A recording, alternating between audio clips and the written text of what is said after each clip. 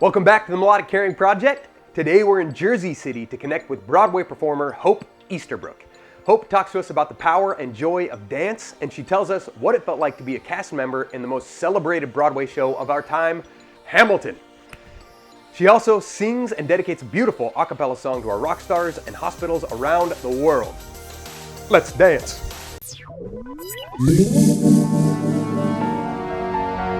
The $10 founding father without a father got a lot farther by working a lot harder, by being a lot smarter, by being a self-starter. Joining us from Jersey City, we have Broadway performer Hope Easterbrook.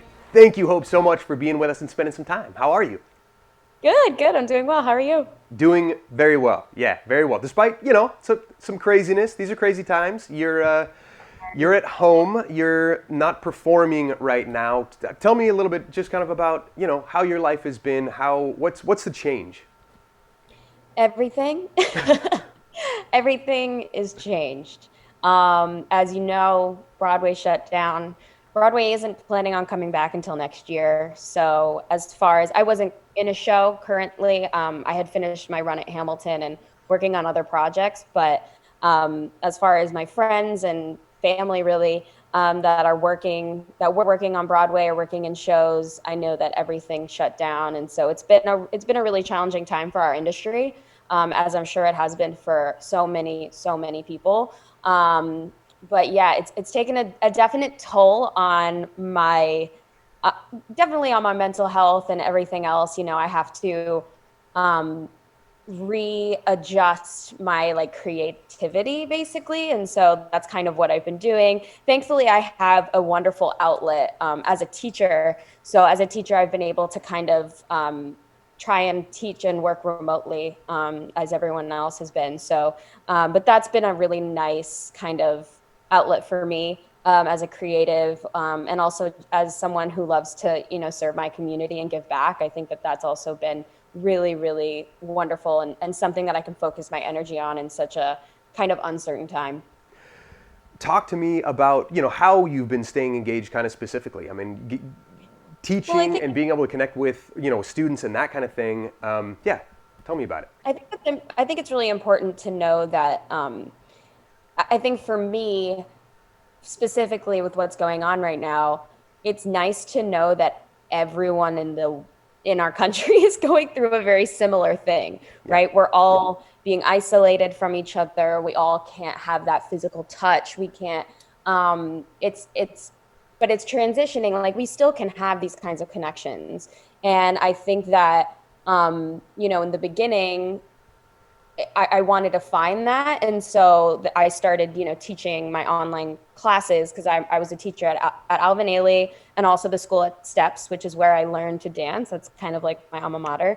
So I was teaching there and, once everything kind of stopped and shut down, I wanted to create that on my own. And I just wanted to get started because I was like kind of scratching I was just like so ready to kind of get in there. And so I started developing this kind of online community of dancers and whether they're performers or professional dancers that wanted to take my class, or it was just people that were that had taken my class before, and they might have moved out to a different state or even moved out of the country, believe it or not. And they all, because of the internet and because of our access to it, were able to take my class again, which I thought was so cool because here I am, really sad and depressed that my life has stopped. But I've created kind of this outlet for people that I'm reconnecting with that I haven't met, haven't seen in years. And then I'm making new connections with people because of the internet, because of its access. Yeah. And so it was like these new connections and these old, reconnecting with old friends. So it was really, really cool. So I'm trying to always find the positive in these kinds of really hard, negative things, like things that you would think are really negative, like losing your jobs and whatever, and trying to find outlets and other kind of happiness within that. How has dance helped you in the midst of all of this? What kind of hope has that brought you? Wow. So dance for me has always been an incredible outlet for my my healing. Like I've had a lot of trauma in my life. I've unfortunately like lost my mom when I was very young. I was only 17, and she died of her battle with cancer. And so during the time when she was sick, um, I was living out of hospitals, and I was, trying to help her in any way that I can. And dance and the studio was like my one place that I could just like release all of that. Not even so I could release my emotions, and that was really great, but it also was such a like a fantasy world, right? So it was like I was just entering it, like the studio to me was just kind of this fantasy where I could just be like uh pretend basically and play pretend and then disconnect from my reality, which was Yeah. just really sad and depressing. And so dance was this like really therapeutic outlet for me. And in at the time, I don't think I really understood the power that it had. I think in retrospect, years down the road, I'm really understanding and realizing like the power that dance had in my healing. And it continues to do that. Every day that I'm able to walk down the street, I'm able to dance. And so I take that as a blessing every single day that I'm able to use my body and not necessarily perform for other people right now, but for myself, I'm rediscovering what that means to me. How I love that in the midst of all of this, somehow you've found a way for dance not just to bring you hope and bring you light and out of a difficult situation, but you've founded a nonprofit called Dance for Hope that is now using dance to bring hope to others. What? Tell me about Yeah. that. So Dance for Hope, I after my run at Hamilton, and understanding how my privilege and my education, I was able to have this incredible debut, and that was like the beginning. So I felt like I was at this place where, this peak, not a peak necessarily, but I was in my career at a point where I was, just being discovered. And so once I finished my run at Hamilton, I kind of was able to reflect back on who I am as Hope. And so when I had the opportunity to travel, I got to travel kind of the world and also teach. And so I got connected with a nonprofit called Mind Leaps, and I went to Rwanda in Africa, and I was able to train these kids out there. And the way that Mind Leaps works with their dance curriculum is that tries to gauge with these street children and these really underprivileged kids, try and gauge where they're at in their learning, and then put them in their educational classes. In Rwanda, the government is only like allowed about up to your 6th year of school. So after that, these kids are kind of on their own. So Mind Leap sets up a program, and it's the foundation of it is dance. And I think that was so cool, is that you're taking something that culturally these kids understand. Dance is embedded in their culture. Every night, by the way, like when I went to sleep, there's music playing in the streets. There's always like, you just hear music all the time. People are always expressing themselves. So when you take dance as the core foundation and try and help them with their education, and really just, and basically it's a scholarship program. And then the kids get shipped to some of the best boarding schools in the country, and they go on and have like really wonderful careers. So I got to experience that in a third world country and really understand like the true power that dance had. Because again, I knew it for myself. Like I knew how it could take me out of my circumstances, but getting to see it like in the field was just like, I'm getting chills right now just like thinking about it. But when I came back from Rwanda, it was bittersweet. I didn't feel like my day-to-day life was being fulfilled at all. I'm like going out there and I'm auditioning and I'm just like, look at me, and I was like lost. I felt like lost. And somehow the stars aligned. I met someone who was working at Catholic Charities at the time, with these immigrant refugee children. And at the time, this was it's still a crisis to this day, but children being separated from their families at the border. And after they were getting separated at the border, they would get vetted and sent to shelters throughout the country. And a lot of them were in New York City. So I met this woman who was working with these refugee children, and I was just like, I had just come back from my trip in the summer. This was in the fall, and I was like, we need to give them a dance class. Like, we need to offer them some sort of escapism. And because these children, mind you, are federally detained, so they don't see more than their four walls ever. And I just thought that it was like this kind of, if we could allow these children a safe space to express themselves for a couple hours, like, what would that do to them, you know? And if I never get to meet them again, fine, but hopefully it's just like an experience. Mind you, their experience coming to America has been completely whack, you know? Right. I mean, we've put them in cages, and we've basically, like, that's what they know America to be. And I want to show them that there are humans in this country that care about you and that see you and respect you and want to help you. And so that was kind of this like impetus for my nonprofit. And I was going back and forth, like, do I involve other nonprofits to help me? And then I just kind of snapped out of it, and I was like, no, do this. It's your time. Like, just do the paperwork and create a 501c3 and just do it. Like, I know that you have it in you. And so I started Dance for Hope, and that was kind of like my first pilot. Was I had like 50 immigrant children from 3 different shelters come in, dance at Alvin Ailey. Some of them, we were on like the 6th floor, and it just like overlooks all of Manhattan, and all of them just like ran to the windows. And like, to think that these kids have probably never even like been that high, like been in a building that high, right? You know, or like even obviously seeing Manhattan to that scale was just so beautiful and like truly poetic that we got to have these like detained children free. Wow. And I was just like, this is it. Like, this is my purpose. This is why I want to do this. And so, yeah, that was kind of like my pilot. That was in November of 2018. So we've been around for a little over a year.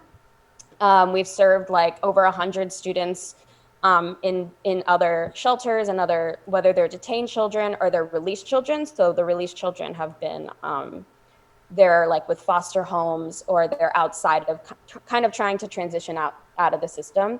And yeah, I mean, basically alongside everyone else, and everyone else is redirecting remote learning. That's basically where we're at right now. We're just trying to see how we can continue the program and continue to help as many kids as we can remotely. So, but yeah, those are the origins. That's incredible. I mean, I love that, you know, you never know what door is going to open or what opportunity is going to present itself, but the reality is it doesn't matter what door opens. If you don't step through it, it's nothing, you know. So the fact that you saw that door open and you took the opportunity and you stepped through it, and more importantly than anything, you did the work, because I know it's not easy to found a nonprofit. and that's amazing. Thank you so much for doing that work and bringing that beauty to the kids in the world. Absolutely. I thought, you know, when I was going back and forth, what's the name? What do I want to say with my name?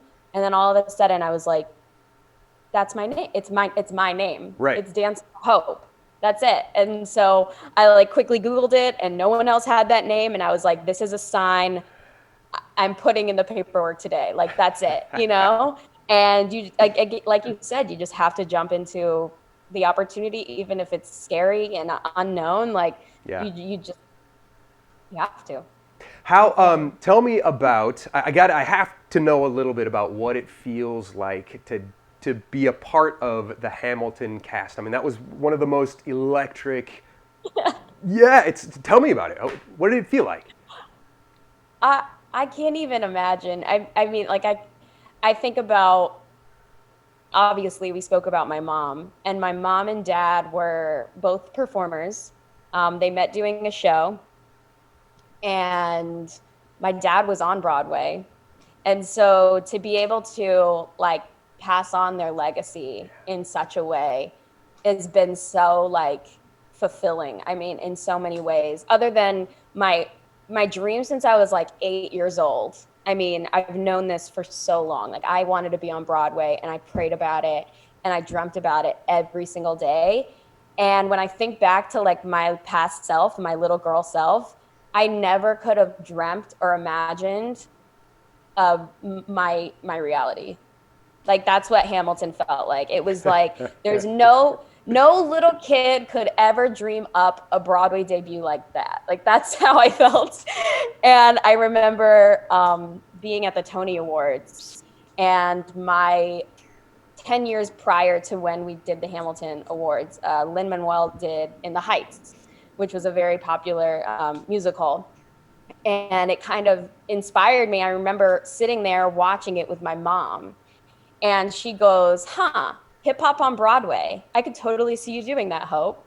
And I was like, oh, okay. And then like 10 years down the road, I'm in Lynn's musical debuting on Broadway in Hamilton at the Tony Awards. Oh. Mind you, I just like, that's what I'm saying. You can't even like make this, you can't make it up. No, absolutely. Well, I think like you say, that is about as descriptive as you can get. And that's perfect. That's incredible.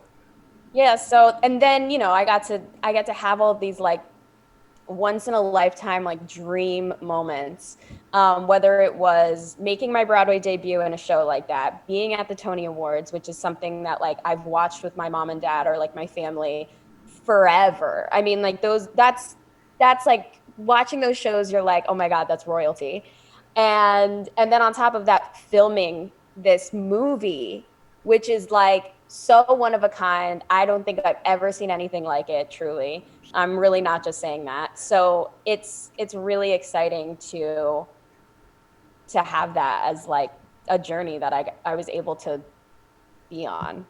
Incredible, for sure. So one thing I love about this, honestly, I didn't know I liked dance until Melodic Caring Project partnered with Seattle Theater Group, and we started doing these, you know, Alvin Ailey partnerships, and they have these global party and these big dance productions they put on with like multi-ethnic dance, and I developed this love for dance I didn't know I had. And one thing I love about this is Melodic is very music based, right? That's my background. I've watched that bring hope to families, to kids, to myself. But now seeing that you've had the same experience with dance, and it's brought hope to you and to the, you know, kids you've worked with, and, you know, and traveling to Rwanda and seeing that language without words where you can connect and you share this experience. So typically we ask, can you wrap music up into one word?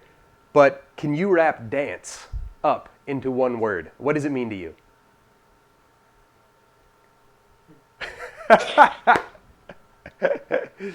Okay. Joy. That's good. That's it. That's a good word. That's a good word. In that word encompasses hope and love and this fight for life, right? Because when you recognize, my gosh, joy gives you that fight, that desire to live, that desire to continue. Powerful, for sure. Yeah. So sure. Now, we have a bunch of kids that are watching, and we have hospitals that are on. Do you have those names that you want to give a shout out to? And two, I was gonna say, do you have a song you want to sing? But is there a dance you want to do? I'm gonna leave this totally up to you. Oh, I think I'm gonna sing something just because I'm feeling that. I want to just shout out some really rock star kids. We got Samantha from California.